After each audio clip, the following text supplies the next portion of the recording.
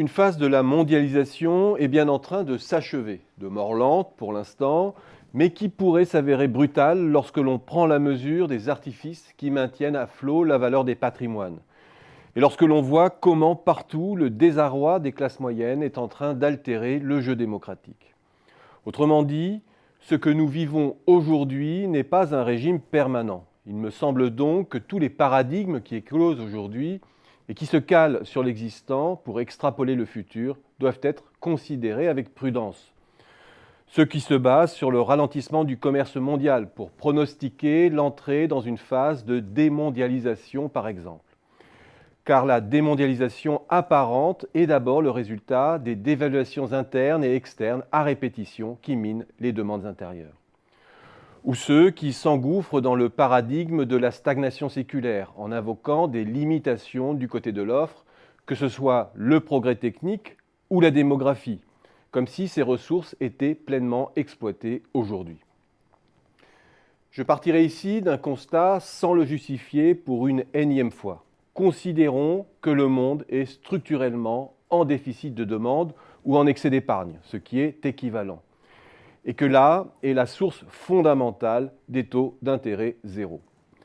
C'est dans ce contexte que s'opère aujourd'hui l'allocation du capital dans les pays développés. Un capital bon marché qui, faute de demande, a pour première vocation aujourd'hui d'acheter du capital existant, c'est-à-dire de partir à la cueillette des rendements existants et de les doper en jouant les effets de levier. Un jeu dont nous avons maintes fois souligné qu'il conduisait à une concentration toujours plus forte des patrimoines, des marchés et à une optimisation du capital existant. Un capital qui trouve ensuite sur son chemin tout le potentiel de gain de productivité et de rentabilité qu'offrent les machines intelligentes, les robots, les algorithmes, qui deviennent également low cost. Ce nouveau champ de l'automatisation est, on le sait, capable de prendre en charge de plus en plus d'activités cognitives et interactives routinières et de pénétrer aussi de plus en plus les activités non routinières. Il ouvre donc de nouvelles possibilités de substitution de l'homme par la machine qui déstabilisent les métiers qualifiés et semi-qualifiés sur lesquels s'était déversé l'emploi industriel jusqu'ici. En première loge, donc, les classes moyennes mises sous pression tant du point de vue de l'emploi que des salaires, avec pour résultat aussi une polarisation de l'emploi aux extrêmes et une montée des inégalités. Tout cela mine la demande privée des ménages et les incite à épargner, même dans un contexte de faible rendement de l'épargne. Une nouvelle allocation du capital, enfin, et c'est la troisième grande tendance que je retiendrai ici, qui, à travers les nouvelles formes d'organisation plateforme inhérentes à la révolution digitale, est au cœur de la tendance de désintermédiation du travail que l'on observe aujourd'hui. Je devrais d'ailleurs plutôt parler de nouvelles formes d'intermédiation par le truchement des plateformes numériques et hors de l'entreprise conventionnelle.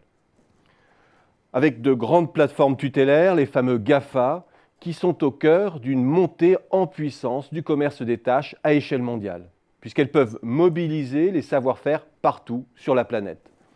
Des plateformes qui offrent donc un potentiel de développement considérable au commerce international des services. Des grandes plateformes qui ont aussi le pouvoir d'intégrer tous les autres secteurs dans leur système de sous-traitance et qui annoncent donc plutôt l'entrée dans une phase d'hyper-mondialisation plutôt que dans une phase de démondialisation. On connaît aussi les effets collatéraux de cette nouvelle forme de mobilisation des ressources. 1. Une mise en concurrence toujours plus intense des individus et un resserrement de la rémunération sur les seules tâches non prises en charge par les algorithmes qui restreint la base de rémunération et renforce les tendances déflationnistes. 2. Une logique d'optimisation du capital existant poussée à son comble.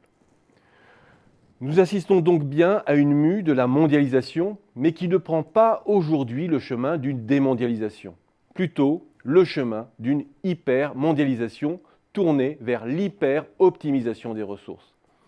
Avec ou sans croissance, là est le vrai point d'interrogation, car tout dépendra des conventions qui seront bâties pour assurer la répartition équilibrée de la valeur créée.